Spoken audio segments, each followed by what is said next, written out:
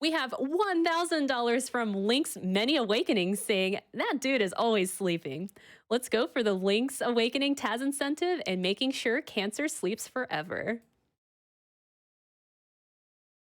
And looks like we're ready to go. So here's Tazbot and Ty Kevin again with Tazbot Plays The Legend of Zelda Link's Awakening DX No Wrong Warp by TwistedTammer. Take it away. Thank you so much. I've got TwistedTammer and RTA runner GlyphDX from earlier in the week with me. We're going to show off a run of Link's Awakening DX No Wrong Warp. The game is running live on my Game Boy player right here via the use of GBI Speedrun, Game Boy Interface Speedrun. This is a huge deal for the accessibility of TASBot on home consoles because we've accelerated Game Boy verification from 3 to now 29 different games running on the Game Boy player, and 20 of them can be run and downloaded right now from runs.tas.bot for anybody who has Game Boy Interface Speedrun to play at home. We're always happy to help set it up too on Discord at discord.tas.bot. But for now, let's start the run and let's take it away. TwistedTammer, the TAS author, and RTA runner GlyphDX. All right, so we just go for it. we just got through the file select pretty quick. This test uses a lot of left plus right tricks, so it's not going to look like a normal RTA run. Essentially, it gives you a weird directional state that can actually affect how items work. So we use it to our advantage with very glitched behaviors on items. And the first thing we're going to see is when we get to the beach. Won't spoil it. You want to talk about the game, Glyph? Yeah, absolutely. So, this is No Wrong Warp. To explain the rules a little bit, we're not allowed to go into the doghouse and do any of that glitch world stuff you might be familiar with. That will be in the next run that we just met the incentive for. Also, the game is kind of built up into maps. Just like the overworld map, caves have their own maps, and caves share the same map for the most part. And for the most part, we won't be transitioning between different cave systems unless it loads the correct palette. So you see there, using up plus down, it kind of changed Link's position, so we can extend that knockback it gets from the urchin to get the sword quicker. You can see in the input display that it's really crazy inputs going on you wouldn't be able to do normally. Yeah, here we're going to collect 10 rupees using a little duplication trick where we flick the shield at the right frame. Gives you 2 rupees instead of just 1 because it's 2 hitboxes. And we're going to use that to purchase bombs and then steal the bow. But we got to get past this guy who doesn't want to let us win. He is a Sith Lord. He uses Sith Lightning on us. And just to show you guys one of the cool things with the way that GBI Speedrun works, the inputs are not running off of the controller port here, so I can actually disconnect the controller from the console, and you're going to see the game continuing running. It's pulling the inputs not from a controller, but from the SD card that's plugged into the front memory card port of this GameCube. I was totally expecting the stream to die when you pulled that controller out. So you see there, we skipped some of the animation from the owl. By placing a bomb as soon as we transition, it loads 2 bombs at the same time, which normally is not supposed to happen. And so certain values get overflowed where sprites are loaded, and it kind of plays whatever cutscene is on the screen. In that case, it was the text from the owl, so it just played it instantly without having to watch the cutscene. Normal RTA, you can only do that with a pit or a screen transition, but for a TAS, using up plus down, we can kind of manipulate where the game thinks of Link as being, and we can use that to place bombs off screen and just trigger a bomb trigger instantly, just like that. Yeah. Save and quit is very important in this run. We can warp back to the last place we stored a warp, which was that house, so we can shortcut back to the dungeon, shortcut back to the village so that we can go to D1 faster. Certain categories ban save and quit, but we use it as we can here. Yeah, and so like I said, also you can place keys into the side.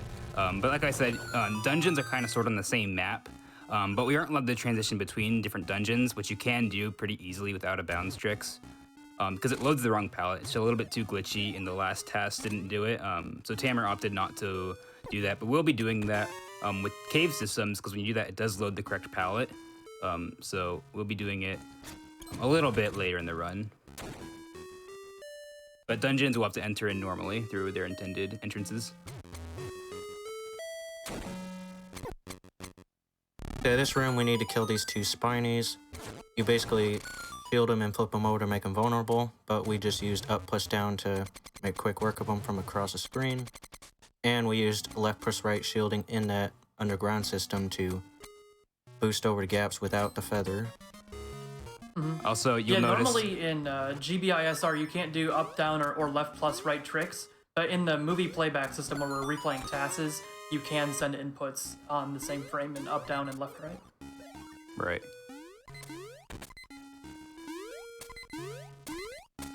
Also, you might notice whenever we do that, Link's sprite really glitches out sometimes, and that's just a result of the game not really knowing what to do when you hit 2 directions at the same time. So it just gets very confused. Some more of that swag technique. That was a super jump. Want to explain that? Yeah, basically this game has ledges that if you push into it for 6 frames, you can actually leap off and it'll put you into a collisionless state until you land. But we can actually abuse that by clipping in a wall and then pushing away from it, facing away from it, and it'll put you into a collisionless state until you land. And we can actually do that without clipping in a wall. It's a sub-pixel precise trick at that point, but we can massively abuse getting through any collision we want if it's close enough, and we can use the shield and sword to deflect off of enemies to redirect where we go. Pretty useful. Very cool. So TwistedTammer, how long did you work on this task here? I spent months like learning the game and routing, and then it took about 3 to 4 months to make the TAS, along with just a little bit of routing and testing here and there. But it's mostly a straightforward process. Notice we are playing on English, so we can't skip this text with the B button. So this text goes on forever. That reminds me, I was going to tell the story about how I actually got the cartridge to do this verification, because it was just like back in February before everything started shutting down, and I got the call that we wanted to do this, like to actually like verify this movie, and I tried to track down a cartridge, and this isn't just an English cartridge, it's a very specific revision of the English cartridge. So I called like 10 game stores, drove like halfway over the state, digging one up, and I finally found one, like hidden away in one game store an hour away. It was great. Definitely hard to track down the correct game versions with such an old game. To get my Japanese 1.0 cart, I had to rely on a little bit of eBay RNG. Yeah. There is a bomb trigger to kind of just play that cutscene with the witch giving us powder without actually having to have the mushroom. The only reason we need powder is because of the D2 entrance puzzle requiring 2 powder. Other than that, we could completely skip it if there was a way. So here we got a flock clip, basically a text box triggered by something you push into that gives a text box. It will corner boost you into the wall just a little bit, and that's just enough to clip through it. And there we doubled up with RNG manipulation enough sprites to overload the next screen so that we can get rid of one of the plants blocking away. So we can skip Bow Wow. Yeah, that's something you cannot do RTA. It requires way too perfect luck to be able to do it. But TASBot always has perfect luck because he's TASBot. Super jump there to skip having to get a key for this room. That jump always looks crazy to me. The Hinoxes are usually very, very difficult mini bosses, but not really. Kind of looks similar to a Hinox warp you might see in LAS. Kind of uses similar mechanics with the Hinox grabbing you. So these guys just need to be off screen, but we can just shoot them off screen and get our bracelet. We haven't talked about it yet, but every time you open like a chest, you can actually skip the text by opening up the save and quit menu. Right. And if you open up if you need to do a menu to change equips, doing that at the same frame you open a chest is 6 frames faster. So we do that when we can. Yeah. And we use that stealth host to clip into this instrument room. The way this dungeon is laid out, we can just easily get in here. Skip the Bottle Grotto boss. Yeah, again, the dungeons are all kind of in the same map, and so if we just know where the specific rooms are, we can kind of clip through walls to get to them.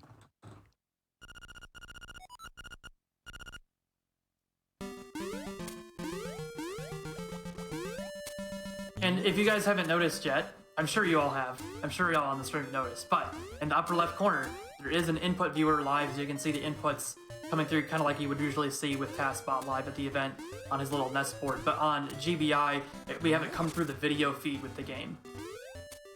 Yeah, it's really convenient, Since there's especially no actual controller input. yeah, it's really convenient, especially when you're streaming the game. You can just have an input display without needing an adapter or anything like that.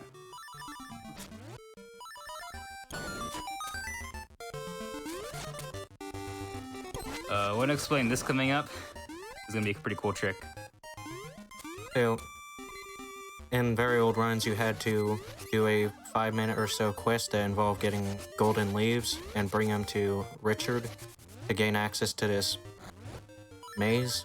But basically, we can pause the frame you fall into the pit at the very bottom of the screen, and when you get out of the menu, you'll actually be standing like 1 pixel below the screen border, and you'll be able to transition, so we can just get in here really early.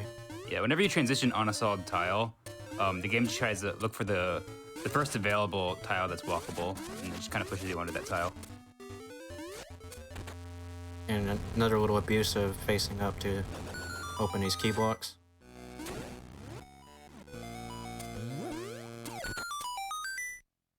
I love Okay, that this is part. key cavern. This is key Yeah. cavern without keys. I always love that. So we're gonna use this Zelda super jump into the second part of the dungeon. Normally you'd go down those stairs and get a underground section, but we can just get into the other part of the dungeon that way. And this is the best item in the game, not gonna lie. Up-down inputs with the boot dashing, we can actually get really weird speed boosts and be able to jump during those speed boosts for like crazy optimizations. Yeah, if you saw in my RTA run, I did a trick called Zoomerang, where it's a very, very specific set of inputs. You can do RTA with the boomerang to kind of trick Link's momentum. It's very similar with up-down. You can just do that instantly, though. Very powerful, and it'll be abused extensively. Alright, so we got an owl on the next screen that wants to slow us down, but we're just gonna make him disappear. Basically, we shovel up enough sprites like we did last time, and the owl can't load, so no cutscene. A little bit faster. Only faster in English, I think, by the way, if I'm not mistaken. Will this be a good stop to get in a couple donations here? I think so. Yeah, no problem. We have, let's see, a $50 donation from Corpor Racing. Here's a teeny bit of progress towards our awesome robot overlords. Must support TAS. It's kind of interesting very in this game. Bombs don't do self-damage, but bombs from bomb fairies do, and so you can abuse that to get across that pit without needing to go in the underground. On this screen, normally there's a walrus that blocks the way, and you need to get Marin to sing a song and wake him up, but it would be a little slow to get Marin, so we just dig up enough items to unload him. And Land Moa, he's always loaded, so you can just shoot him instantly and skip his opening text box. There, you can do a super dash using up-down, and during the super dash, you can't actually go inside warp tiles for some reason, and so you can use that to just transition to the next screen to get straight into the Armos maze. Some of the sprites are messed up a little bit by result of that. It's a little unintended. Just a little Just bit. a little bit. Just a little bit. Yeah, dashing into him with a sword does as much damage as a spin slash, so we just abuse optimal dashing to kill him instantly, or in 6 Nice. hits. One thing we can't skip is certain dungeons with keys, so we have to get them from the source you get them from. it's a good time to mention another glitch that TwistedTammer opted not to use is called super swimming, where when you're clipped inside the water and you look at a wall, look at away from a wall that has a ledge, you turn off your collision permanently. It's an extremely powerful glitch, and he opted not to use that in this task. And it helps with more fair comparison to a different task that had been done previously, I believe. Yeah. Yeah, the last one was in 2010. It had not had the LADX revolution yet, so he just had, Swordless Ink just had to do the best he could.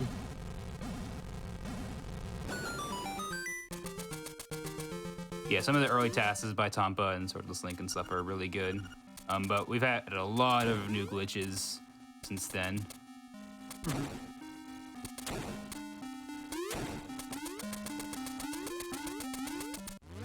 Okay, we got a puzzle coming up that involves making the horse heads land upright, and it's usually the bane of RTA runs, but we just manip it to be first try. Nice. And walls are optional, once again. Most of the time. This boss usually requires like hurting him with 5 bombs while he's vulnerable, but unfortunately we can just go right past him using one of these tiles. Super jump and bounce off the tile. I don't think we fight any bosses until the final boss, by the way. Nope, we just kind of breeze by him. Even the final boss, you can question whether we actually fight him or not. I think it's debatable. I think give time for a donation now or two. Sure, we have $1,000 from Saturn New Hockey saying, "Here approximately 1 penny for each action Taz performs that I can't. Let's give more Taz, more Zelda." And we have $250 from Komodo saying, "All hail Tazbot, our robot overlord." Thank you so much, guys. Here, TASBot's going to do what's called Jesus jumping. It's very similar to Villa Skip, where you open your pause menu and interrupt the drowning animation, and you can actually use feather out of that, so you can just jump on water. So, hence Jesus jumping.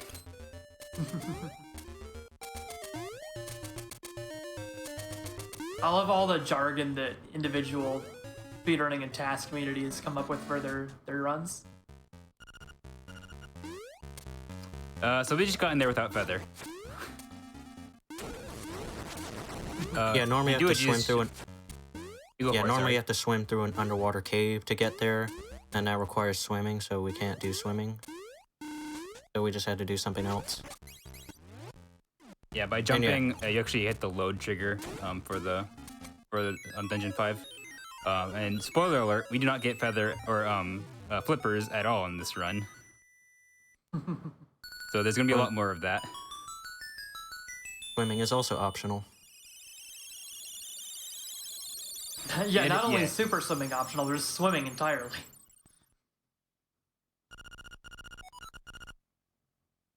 So usually there's a very long route to get to the mountains, but we're going to use getting through cave systems to reach the bird key, and then the 7th dungeon, which is up in the mountains.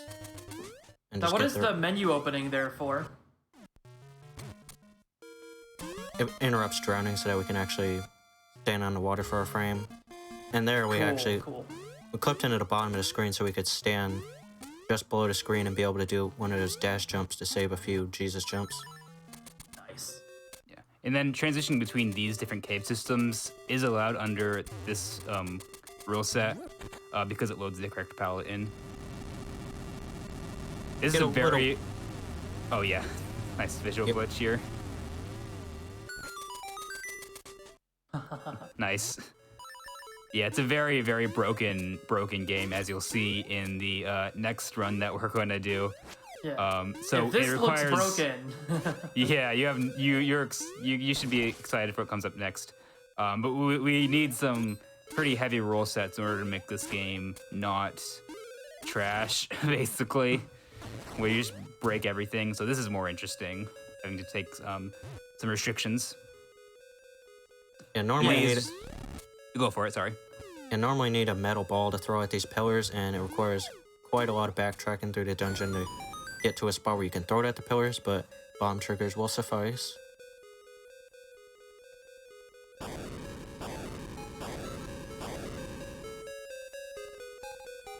Now that the third floor is down, we can go straight to it.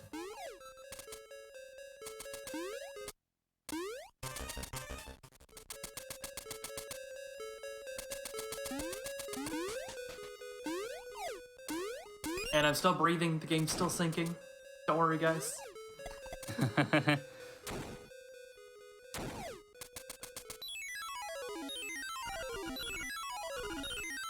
Probably a good time for a donation since we're going to be going to the fourth dungeon next. Sure, we have $30 from Maitri saying, when's TASBot's bot mitzvah? Shoutouts to the Quake NRC, QuakeNet IRC chat. We're still hanging around after all these years. Keep up the good work, GDQ. Wow. That's IRC chat. Right? We still have an IRC bridge for the TASBot Discord.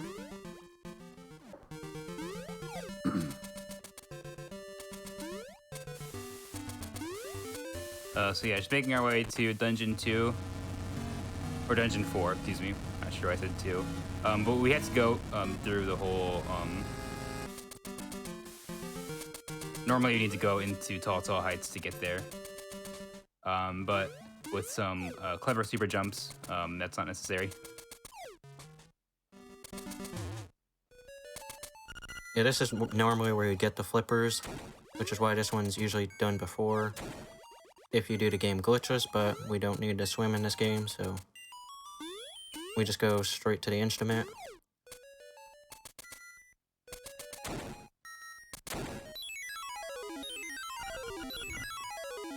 And that was Dungeon 4. That took like, what, 35 seconds? It was like 18 seconds from entering. 18, Nice. That's like half of what I said. It's crazy what you can do with the power of stepping through every single frame. Absolutely. What we actually have set up now is the way we make these runs is we take BizHawk and we look at the game frame by frame, advance it, and try different inputs until we see what's fastest. And with the Gambot speedrun core, that's the kind of core we're using to emulate the Game Boy in BizHawk.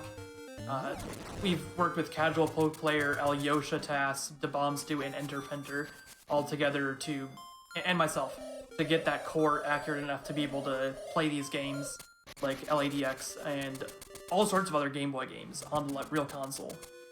Mm-hmm. Also, shoutouts to Casual Poke Player's TAS, where he abuses what do you call it? Arbitrary code execution. Save corruption? Yeah, arbitrary code execution and save corruption to beat the game in like a 102. minute. Yeah, 102. And that's It's on the original insane. Link's Awakening, right? I think so, right? Yeah, JP 1.0. Mm-hmm. Very Because arbitrary code execution only works on JP. It's a super cool task. Definitely.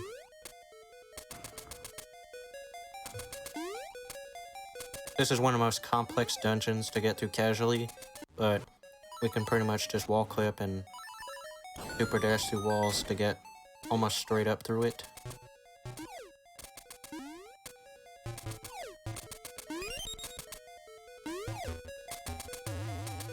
Yeah, the reason why all 8 instruments are required in this run is because the egg requires 8 instruments to be able to play the cutscene. Usually you have to play the ocarina with Marin's song, but we'll do something different. But the instruments are still required. If you look at a RTA, no wrong warp run, it's like 10 minutes or something because you can get to the egg room by using some out of bounds stuff, but it's just a little bit too broken and not very interesting for a task. So this task had to make some extra rules to avoid it not being just using super jumps to get out of bounds. There's a reason the next one is only about 5 minutes. We got any other more donations we want to throw out quick before the end of the run? Sure, we have $250 from Cancer Bad Zelda Good saying, we need to keep the TASBot block going as long as possible. Let's get that glitch exhibition met and kick Cancer's butt at the same time. We have $100 from Zeta Gundam saying, here's my last donation for the marathon. My husband and I have been volunteering from home and it's been a blast. Shout out to the donation crew for being awesome. Now let's keep this TASBot block hype going. Thank you so much, everybody. I love the hype we do with these TAS spot runs every year. Probably read one more. Sure, we have $25 from Dr. Robotnik saying, I have a job opening available if TASBot is interested. Can you do my job?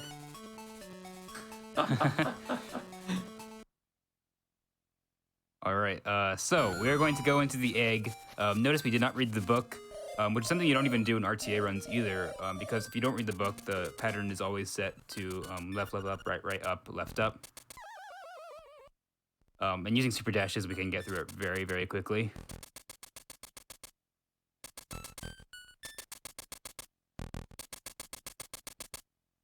So when we enter a boss room, usually there's about a 15-second intro where he's just rambling on about, I wanted to end the world, but you didn't want to. But we can just bomb trigger him to not talk and start the boss fight instantly. And interestingly, Really careful, precise use of those bombs, right? Yeah, interestingly enough, if that boss touches your sword in the correct circumstances, you actually can get killed without using powder. Here's Aghanim. Using bomb triggers by placing bombs off screen, you can kind of skip some of the animation that he does.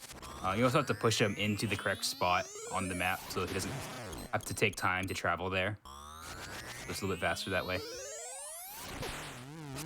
Also, Link's sprite is glitching everywhere. It's fantastic. Now he's Some up, swimming. plus down. Just some up, plus down messing around.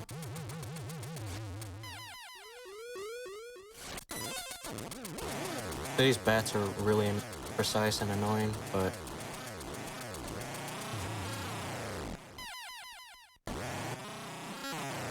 alright, so this last boss is Deathel. Usually it takes a lot of arrows to kill, but we bomb triggered the cutscene to end instantly, so no Deathel. There you go. And time is on the white screen fade out. Time. Awesome.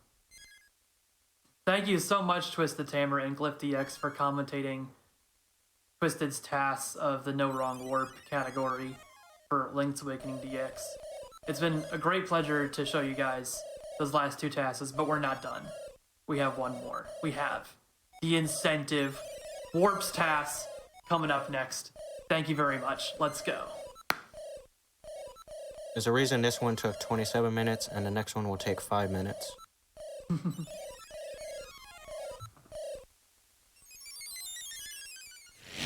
Testing.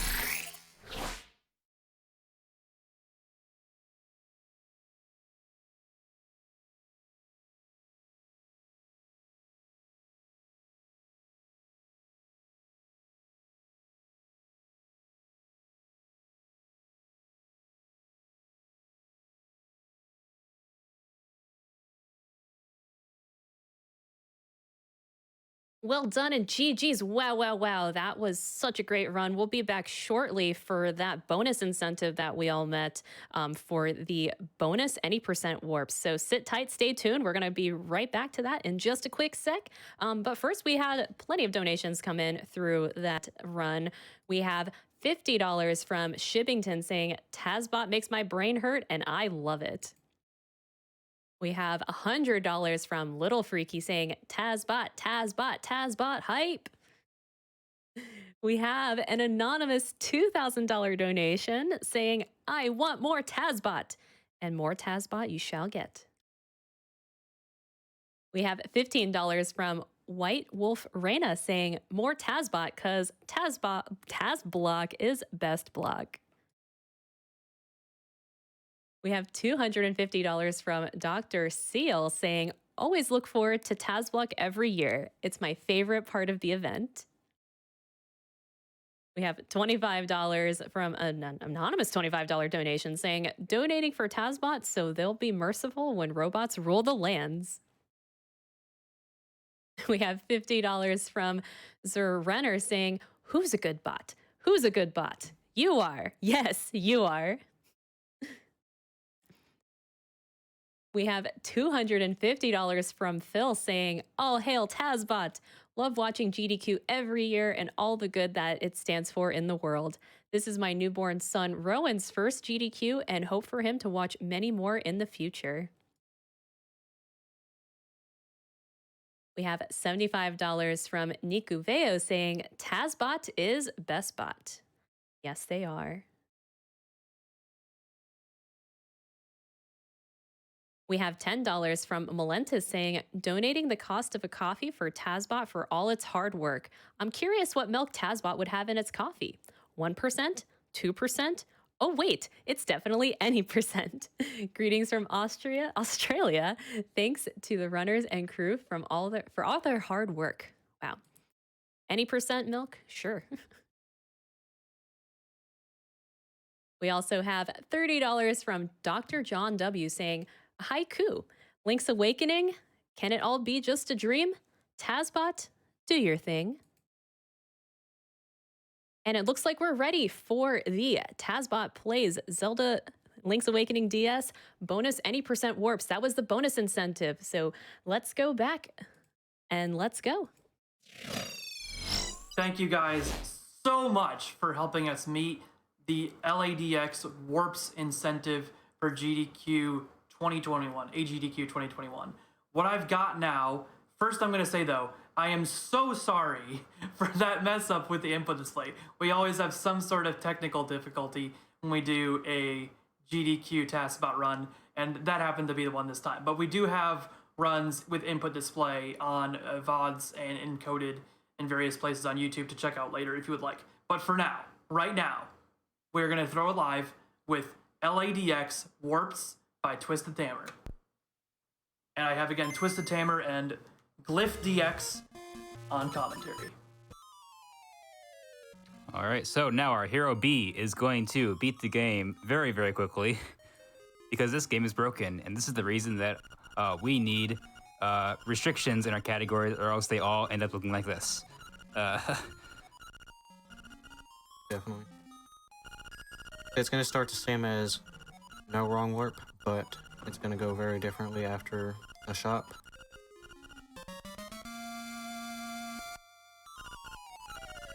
And yeah, so it should be very, very differently. Yeah. So in this game, if you enter any sort of warp tile from behind, the game gets very confused and it looks at the wrong places in memory. It sends you to a glitched world, a version of an already existent map where all the tiles are glitched and palettes are glitched, everything is glitched. And so one of the places it looks in memory is your piece of power kill count. And the piece of power is an item drop that you get after so many kills.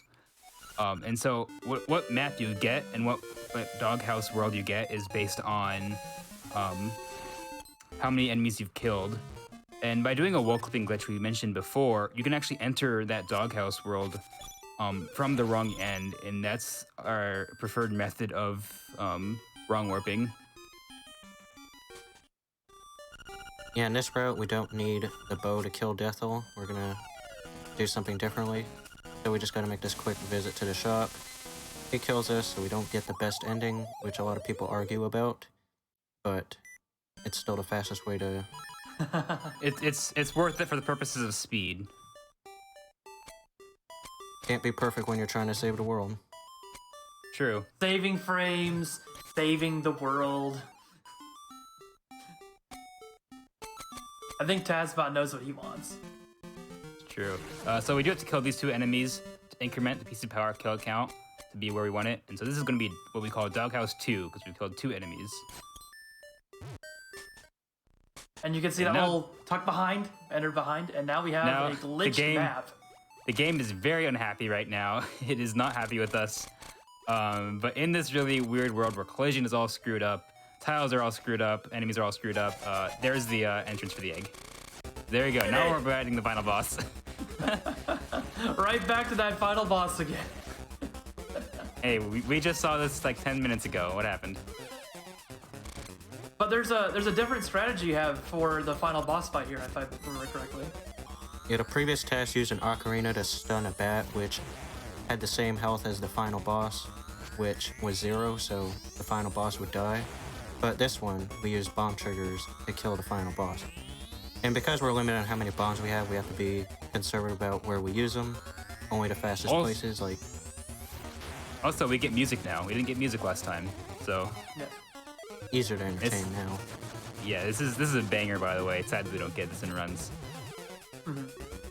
Yeah, and just again, I am so excited that we had TwistedTammer live on commentary to talk about this boss fight, because very rare, again, we get to have the TAS authors actually talking about their run on the GDQ streams. So thank you so much, TwistedTammer, and thanks, Glyph, for hanging out with us here during this final boss fight again. Absolutely. So yeah, another bomb trigger to just kill the boss instantly, and then we walk the stairs. Timing ends on when the screen fades completely to white. And time. There it is! That's That's RTA time for the warps run! That is RTA shorter. time. In TAS, you also have to master a little bit more text, but that's RTA time. Yeah. Done. Yeah, task timing, we usually start from the power on of the console when you start manipulating things, and then you end on last input. RTA times often have different ways of handling that, but yeah. Thank you again so much, guys. Thank you to everyone who participated in raising the money to help show this any % warps run of LADX. Thank you again, TwistedTammer and GlyphDX. Everybody I mentioned, the emulator developers. Thank you to Taters, my project manager for all the GDQ runs, getting everything arranged. And thank you, Dwango, for the wonderful intro. And I think we are going back to Dwango now for a quick outro for the TAS block.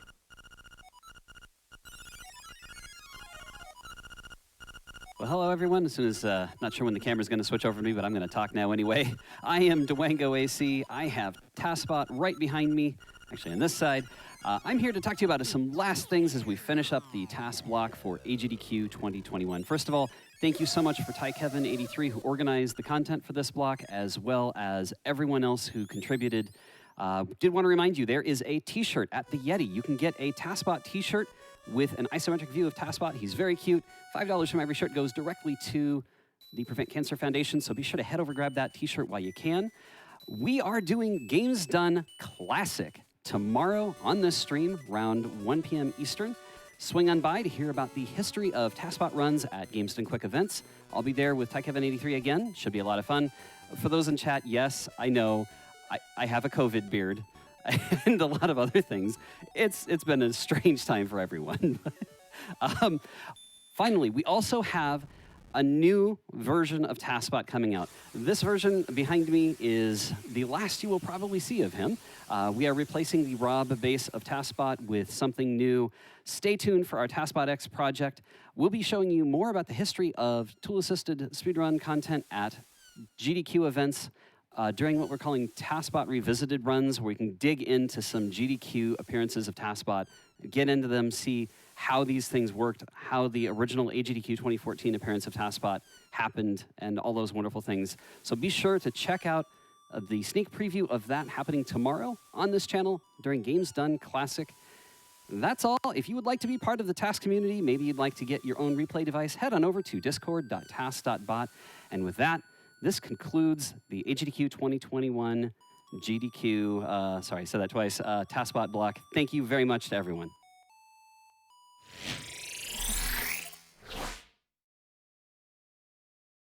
Well done, and GG's. The TAS block never fails to amaze me. Thank you so much to the TAS community for always providing these mind-blowing runs.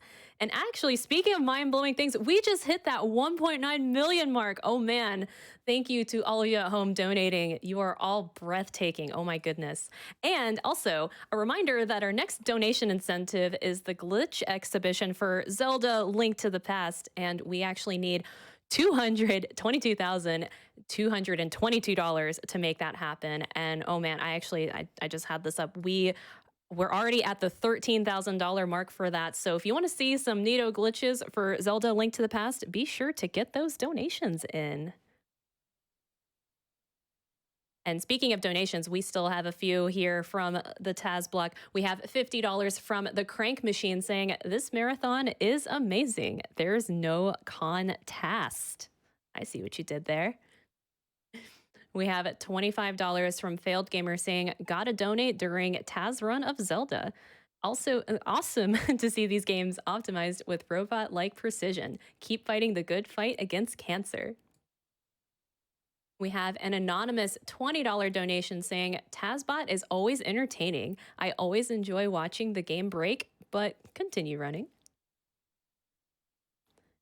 We have a $250 donation from AlphaGo saying, "In 50 years, TASBot will play every game at AGDQ and the audience will only be other TASBots." Oh, wow. We have a $1,000 donation from Maxim G saying, "Hail, mighty TASBot."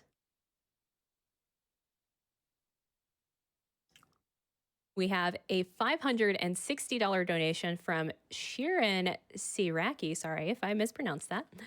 "From your daughter and all your friends and family who love you and so proud of you, and just how Link always crushes Ganon, and we know you're going to crush cancer."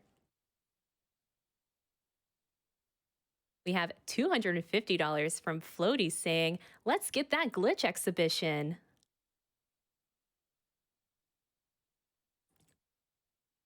And that is it for me for AGDQ. This is Marphoria signing off. Thank you so much, GDQ, for having me. And thank you to all you at home for watching and donating. These events are very near and dear to my heart, and it's always such an honor to be here. So thank you, everyone. So, actually, Kung Fu Fruit Cup will be next on the hosting desk. You saw her a little bit ago for that amazing Beat Saber showcase. So, be sure to stay tuned. But, anyways, stay safe, stay hydrated, and be well. AGDQ will be back after a short break. Take care, everyone.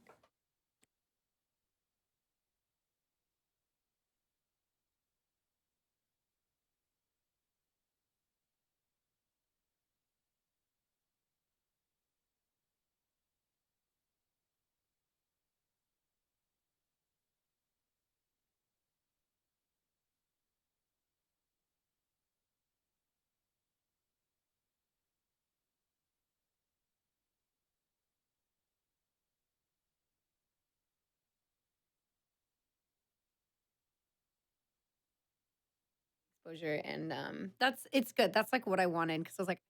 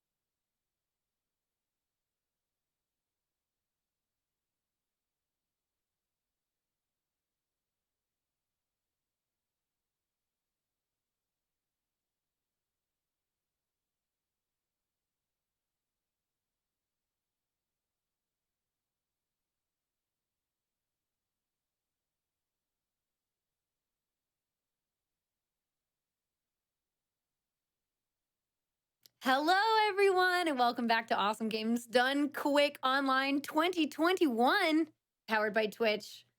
It's so nice to be back again with you all so very soon. I've had a lovely day. This has been an amazing, amazing week of games, and we still have more coming up. I know this is our final night, which is actually very depressing. Very sad about it because it's just one of my favorite times of the year by far. But we do have some amazing games still left to happen tonight, including Sekiro: Shadows Die Twice. We have Legend of Zelda: Link to the Past. We have the Super Mario Bros. 35 showcase. Super Orb Bros, Pokemon Blue, and then the bonus game, which is Ocarina of Time. It's so great. I'm so excited for all of it. So let's keep getting those donations in so that we can hit that total to unlock Ocarina of Time. Alrighty, so then we are gonna get in a few quick donations, and then and then we will continue on. So we have a $50 donation from Gumdrop, who says, "TASBot and Sekiro, two of my favorite things. Thanks for having such a great event at a much needed time. Shout out to my lovely fiance for being there for me during it." We also have a $50 donation from Chef Mickey saying, "Getting hype for the Sekiro race. Anybody playing on Donkey Konga Bongos?" All right, we are going to be heading over to an interview now with Kathleen Schmeler with the Prevent Cancer Foundation. Take it away.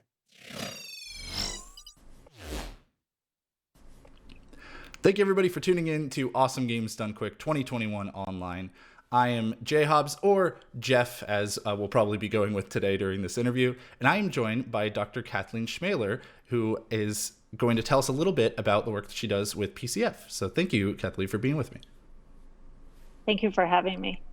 So I first wanted to ask you just a little bit, if you could tell people, I guess, about kind of your cancer prevention work that you've done with the Prevent Cancer Foundation, and maybe even if there's anything specifically supported by AGDQ, but otherwise just some of the work that you've done with cancer prevention. Sure. So I'm an oncologist at MD Anderson, which is a cancer center in Houston.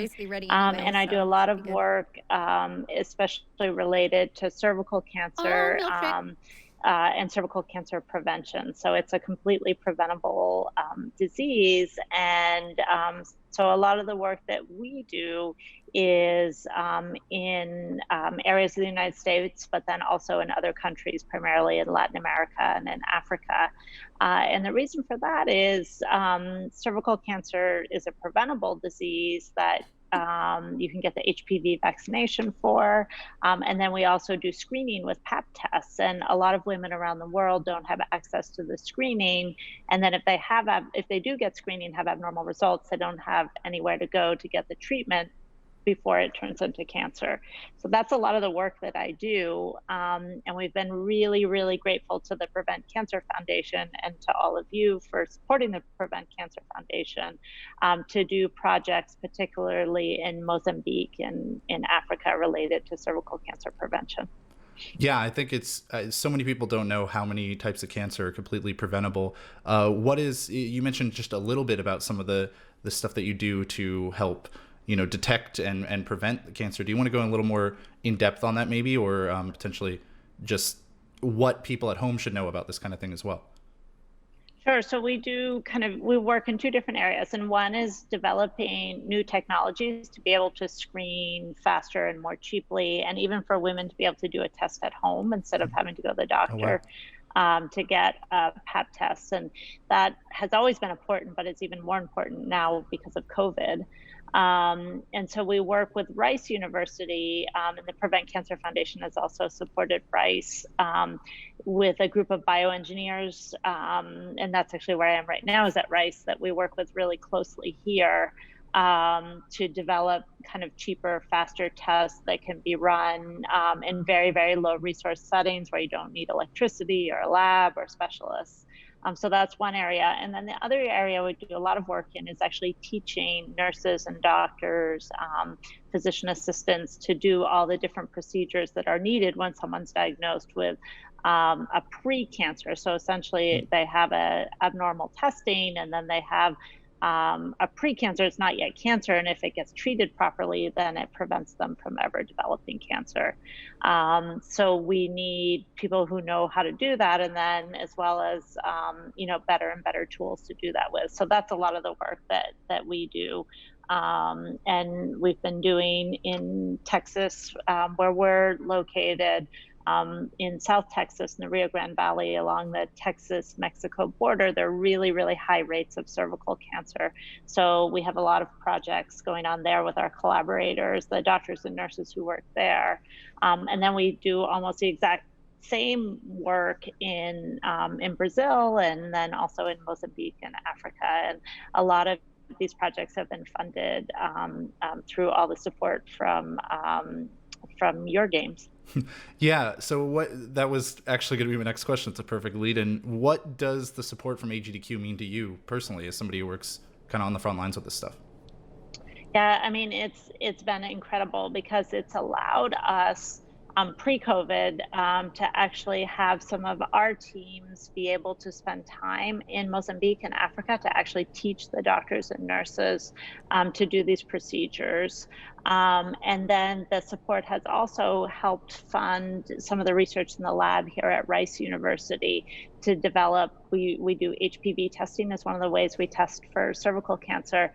And so the team here has developed really what we call point of care, so you can actually do it right then, almost like a pregnancy test or Wow. other things, with the idea that you could come in, get that done, know the answer, and then know if you needed more procedures or more treatment.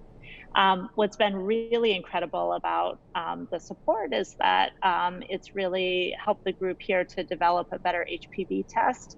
And then when COVID hit, we obviously weren't able to travel, or haven't been able to travel to Mozambique for the last 8 or 9 months. And the team here was actually able to develop a very rapid COVID test, kind of using some of that same technology. So now we have a big study going on here with a COVID test that hopefully could be performed in very low resource settings without complicated equipment.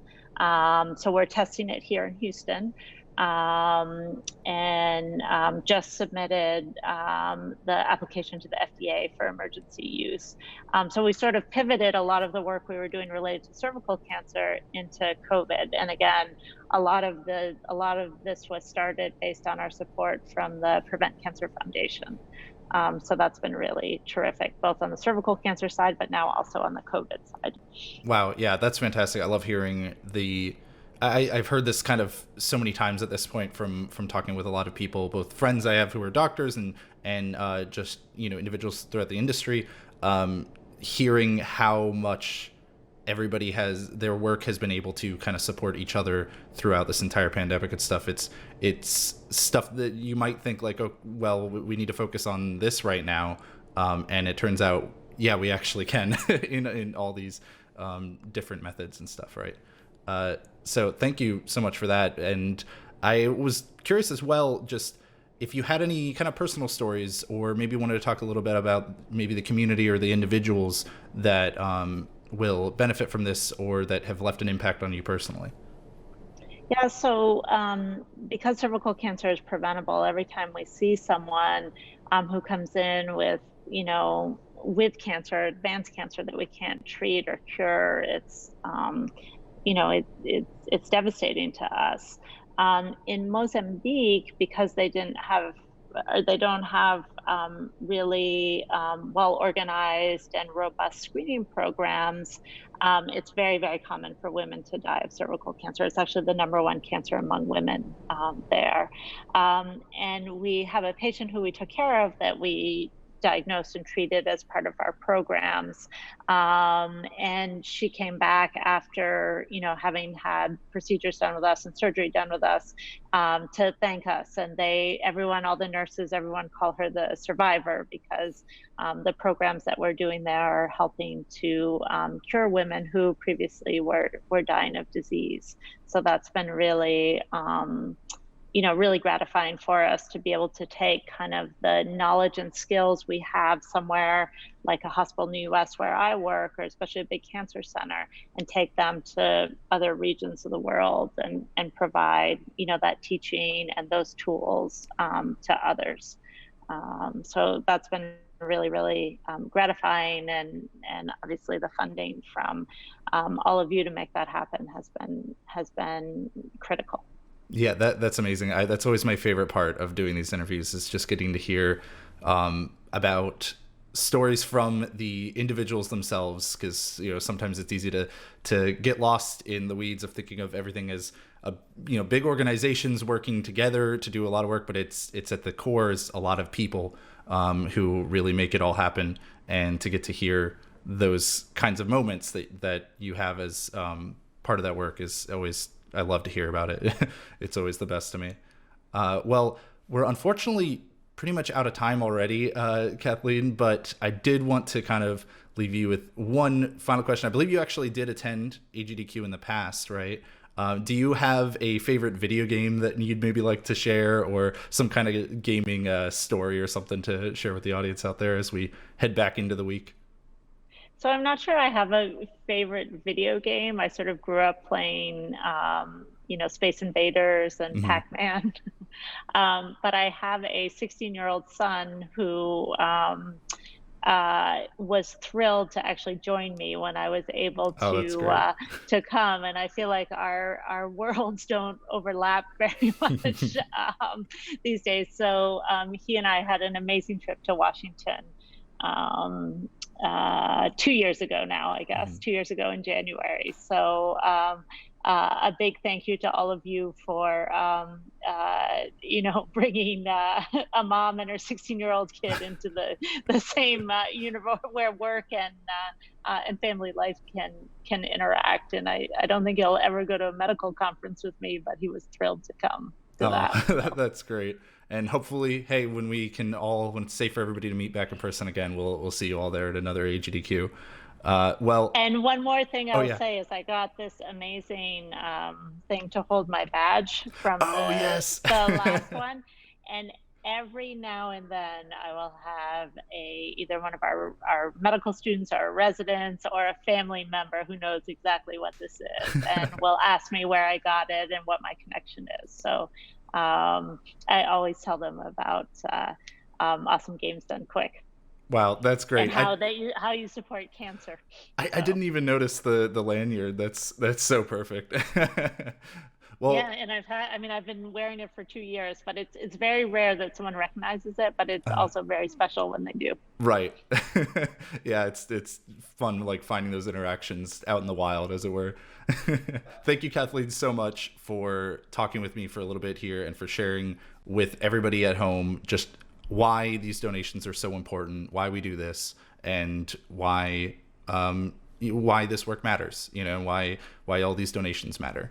I hope that you have a very safe rest of your holiday. We actually pre-recorded this episode a little bit before the event started, so I am excited to see how the event is going by the time this airs. And yeah, thank you so much, and I hope you have a great rest of your week, and thank you so much for the work that you do. Great. Thank you so much. And thank you for all the support from all of you.